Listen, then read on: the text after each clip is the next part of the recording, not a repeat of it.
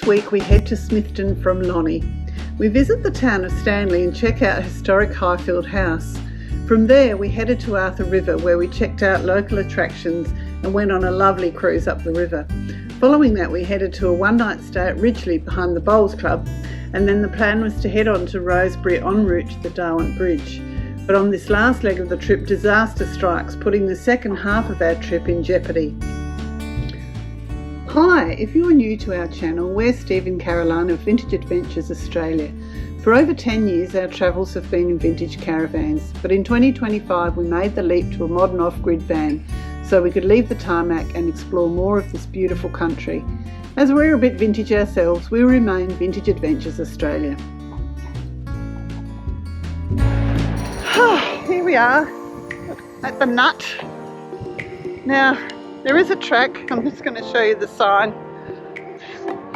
The zigzag track. It's short and steep to the plateau, 430 metres.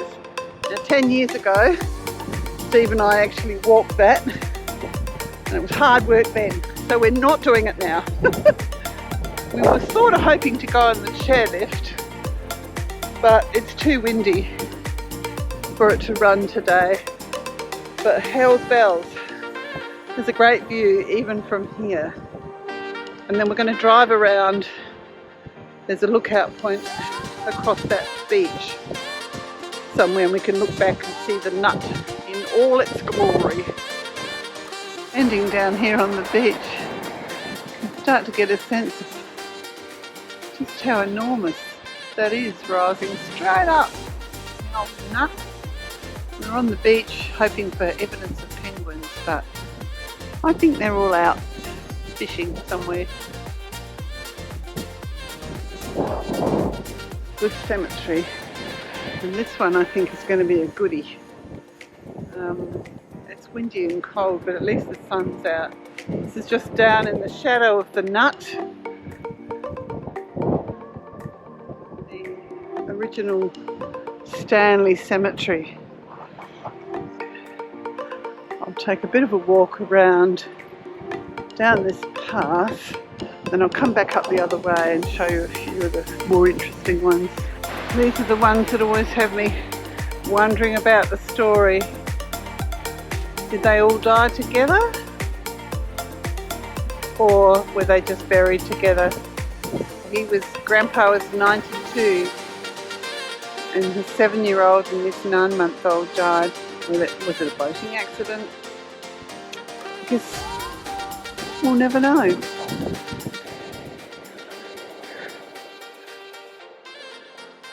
Here's some more. 1902, Emily, aged 32. What's the bet she died in childbirth?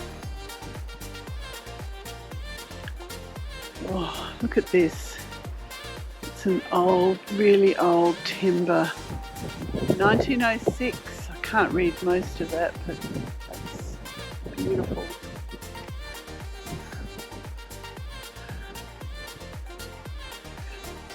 This must be the rich family. Could afford the wrought iron railing and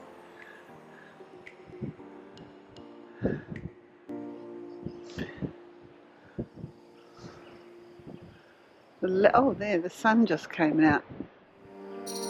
Maud Ethel Leggett, 35. Ah. Also Margaret.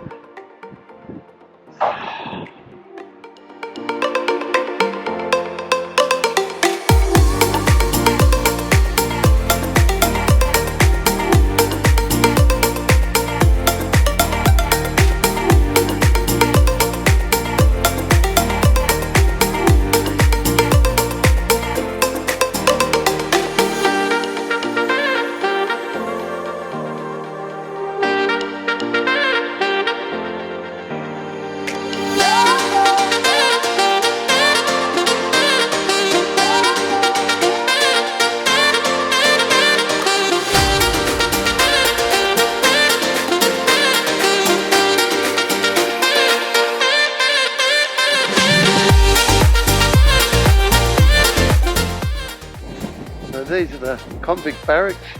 They were assigned to a company called VDL. I'm not sure. That was here to establish Highfield.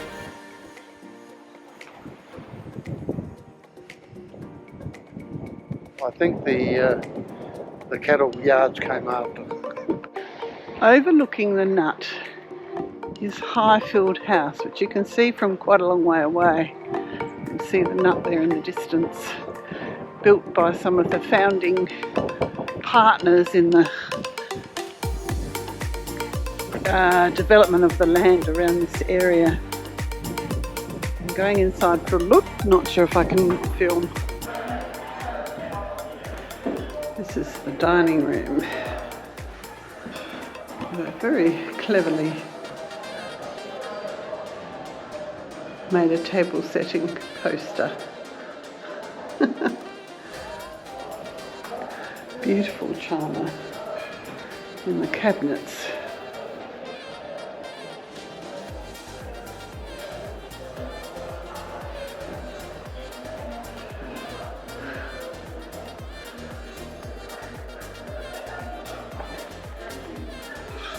I have this soundtrack that you can hear in the background.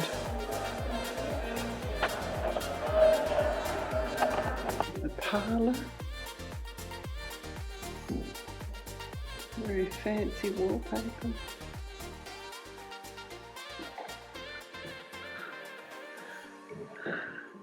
Piano from France in 1830. Ah, here's what I love. A good sewing machine, not a sink. It's a wild and woolly spot up here. I'm coming out to film the front of the house from out here. The wind and the rain is coming up. But they've got this incredible timber work which has been reproduced when the house was renovated. Really worth the look. That's fantastic. Beautiful grounds, and that view of the nut, also originally named Circular Head, and is 12 million years old. So from this little lookout point, we've got a 360 view of this area known as Circular Head. The original name of the piece they now call the nut. The nut is apparently 12 million year old rock. Pretty amazing. Stopped for a coffee just at the Bridge, I think it's, and we had our coffee to the dulcet tones of a rushing river. So we're going round to the bridge now to have a bit of a look.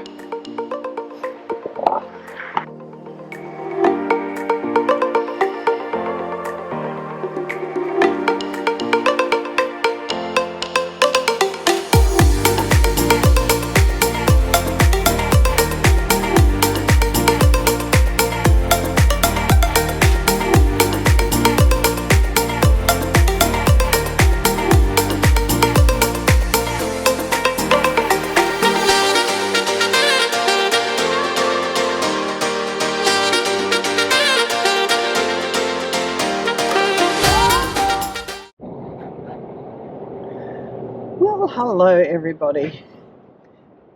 We're on our way to Arthur River. Our plan this morning was actually to go to a place called Trewata Arch, but we decided we'd pack up the van, and there's an RV park just near there, and we were going to stay there.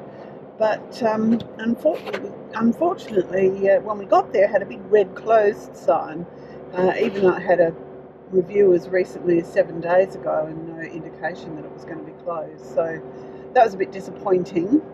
However,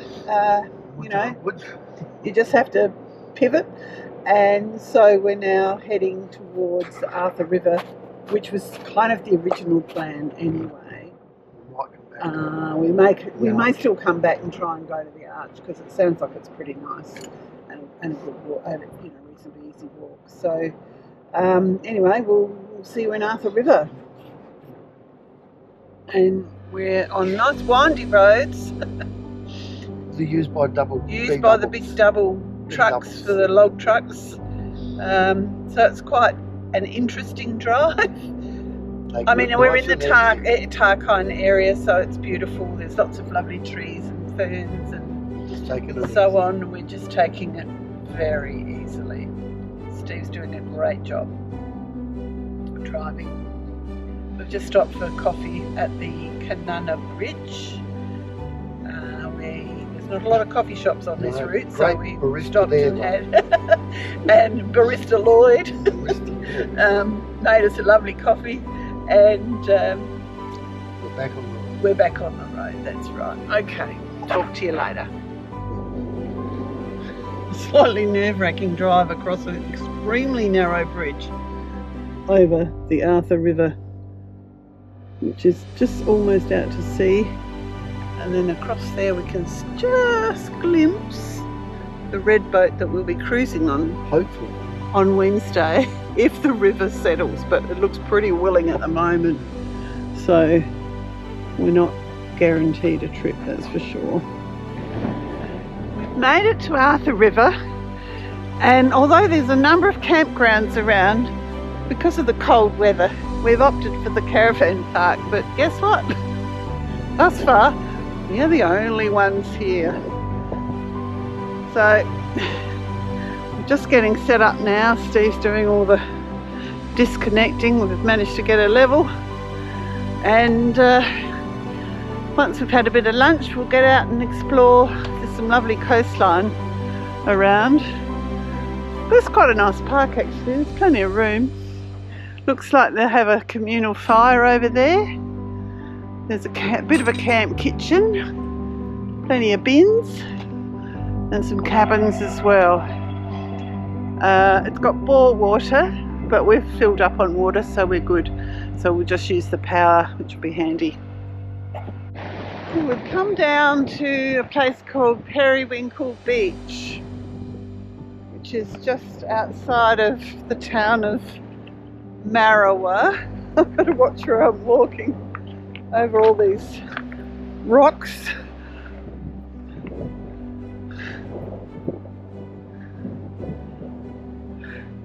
Quite a bit of surf up today. I did see someone surfing at the previous beach, Green Point.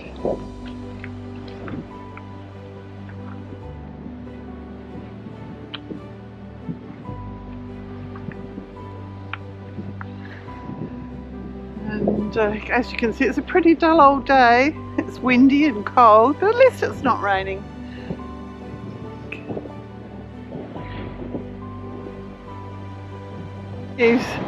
Steve's beaten me and made it up onto the rock next to the life-saving buoy, because I suspect people get washed off these rocks if they're not careful. Don't go too fast, Stevie.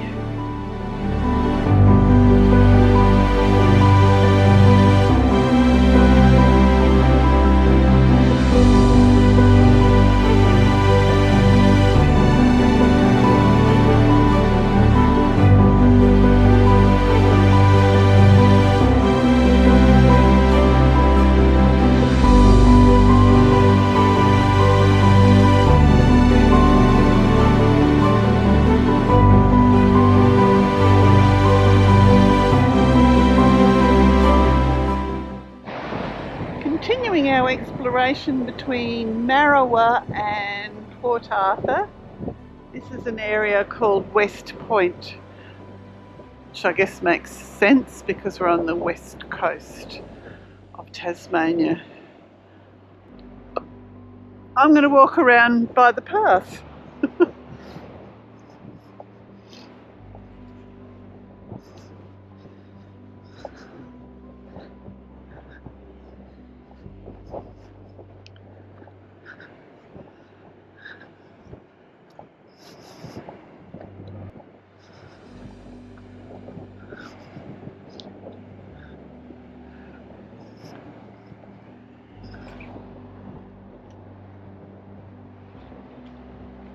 Wild and woolly coast.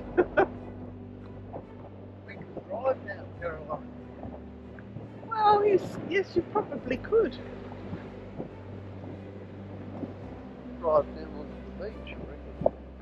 Let's go for a walk. Yeah, I think we'll walk.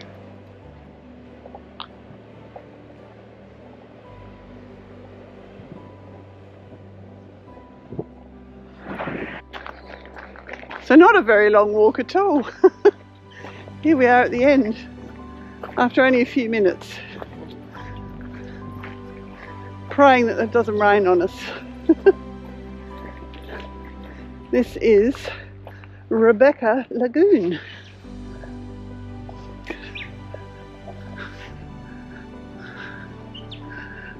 can see some black swans over there in the distance.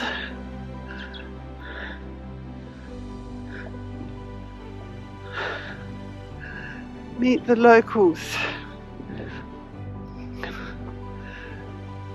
Conserving endangered, vulnerable and rare species.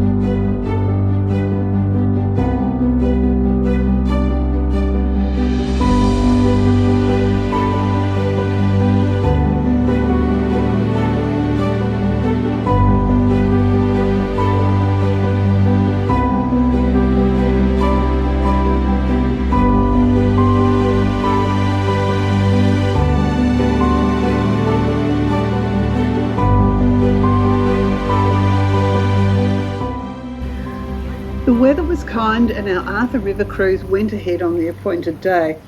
Due to the fuel prices, however, instead of the red boat, we went on the white boat, usually reserved for the luxury cruise, because this runs on ULP rather than diesel, and hence was more economic for the company to run.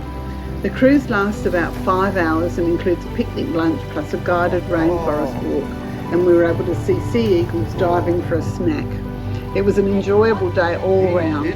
And a fun fact, it's a family-run business and they also own the caravan park. Really nice people. Morning.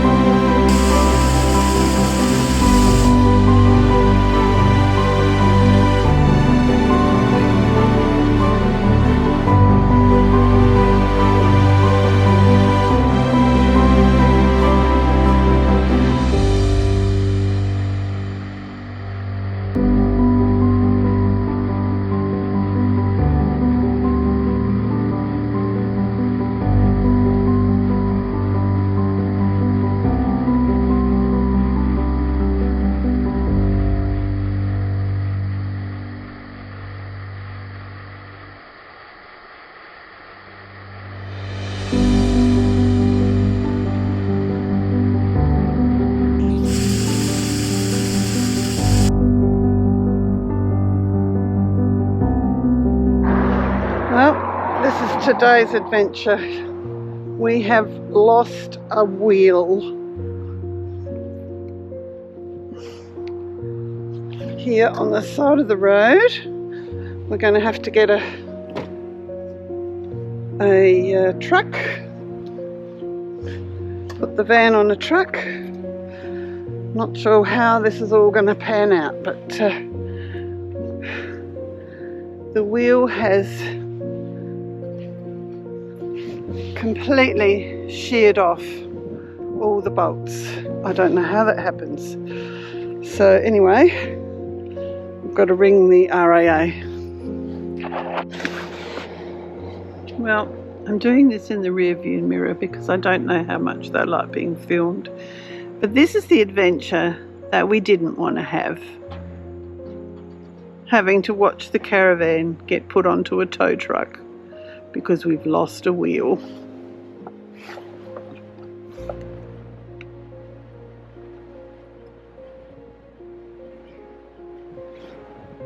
They're tilting the tray. And then they're going to drag her up. Oh, it's very nerve-wracking. I'm just staying in the car.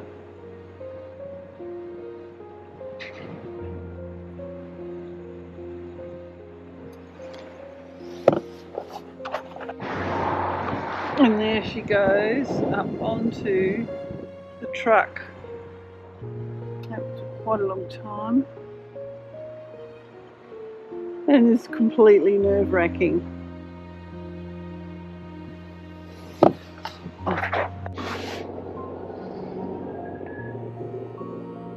And there she goes, take one. Oh God. Going up the road. Looks very sad there. To reposition her. Oh my giddy aunt. It's not a good day. We're looking for a place to pull over or turn around. He's found it. They're going to try and reposition it for the trip back to Ivanhoe.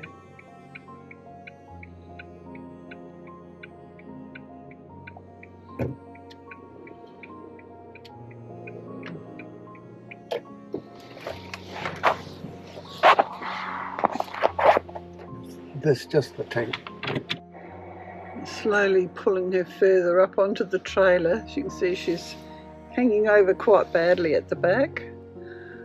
But she's going to be a bit more secure once she gets further forward.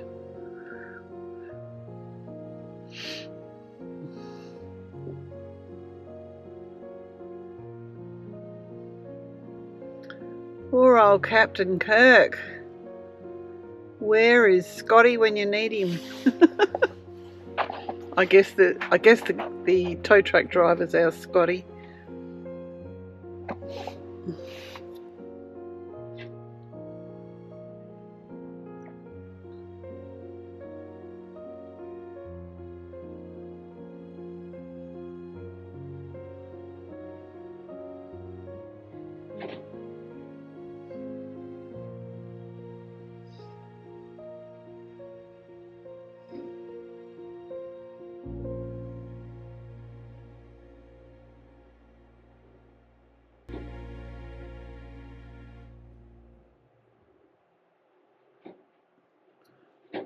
Slowly inching her forward. Oh, that does look a bit better. At least she's on the truck properly now. We were in such a precarious position on the side of the road that it was difficult to do it properly, I think.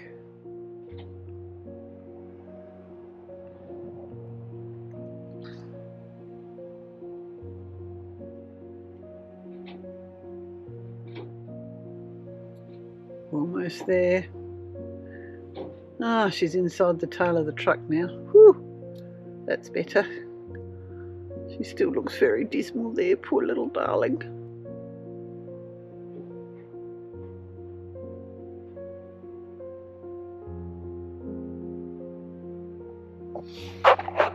And so we follow our poor Captain Kirk back towards Burnie. Hopefully straight to the repairers, but I'm waiting on a call.